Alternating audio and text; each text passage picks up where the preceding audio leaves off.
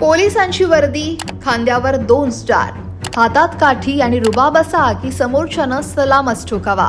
पण पुण्यात एका तरुणीचा हा रुबाब जास्त वेळ टिकला नाही, कारण तिच्या समोर आले होते खरे पोलीस आणि मग सुरू झाला लेडी सिंगमचा सिनेमा.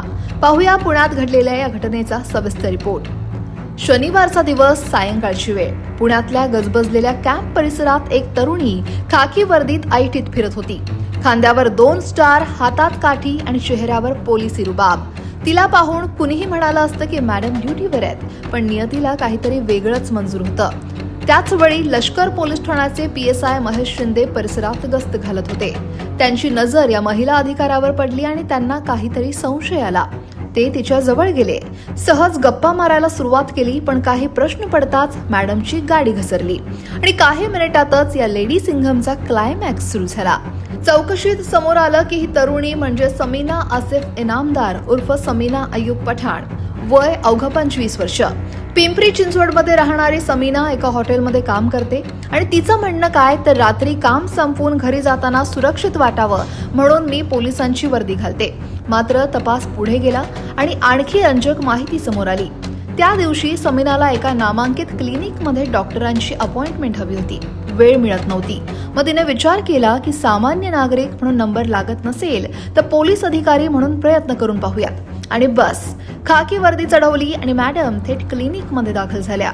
रिसेप्शनवरील कर्मचाऱ्यांवर प्रभाव पाडून लवकर अपॉइंटमेंट मिळवण्याचा तिचा प्रयत्न होता. पण म्हणतात ना, खोटं कितीही स्मार्ट असलं तरी खरं त्याला पकडतंच. काल दिनांक 6 रोजी पुणे येथील कॅम्प परिसरामध्ये एक स्किनचं क्लिनिक आहे.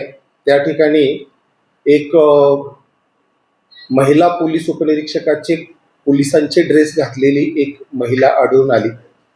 त्या ठिकाणी सहाय्यक फौजदार महेश शिंदे हे काही कामानिमित्त गेलेले होते. त्या ठिकाणी त्यांना ती महिला पोलीस उपनिरीक्षक ही खरी असल्याबाबत शंका आली. तिच्या एकंदर हालचालीवरून ती संशयास्पद वाटत होती.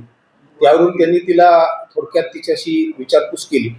त्यांना आणखी शंका आल्यावरून पुन्हा त्यांनी लष्कर पोलीस स्टेशनचे अधिकारी यांना बोलवले आणि त्या ठिकाणी खात्री केली असता असं लक्षात आलं की ती महिला ही पोलीस नाही, तरी देखील ती पोलीस उपनिरीक्षकाचे ड्रेस घालून त्या परिसरात फिरत आहे.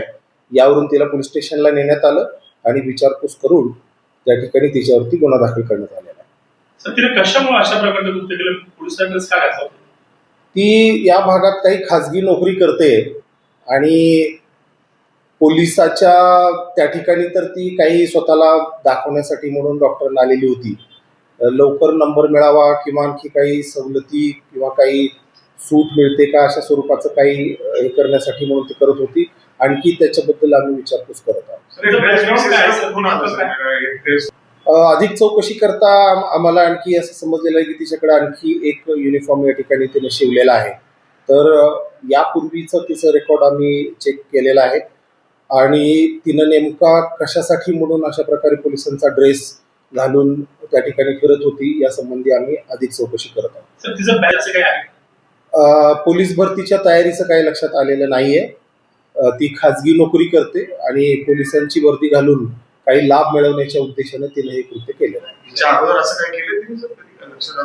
ज्या अर्थी तिच्याकडे आणखी एक युनिफॉर्म आहे त्या अर्थी तिनं आणखी अशा प्रकारचे काही कृत्य केले असण्याचा संशय आहे. त्यासाठी म्हणून आम्ही अधिक चौकशी करतो.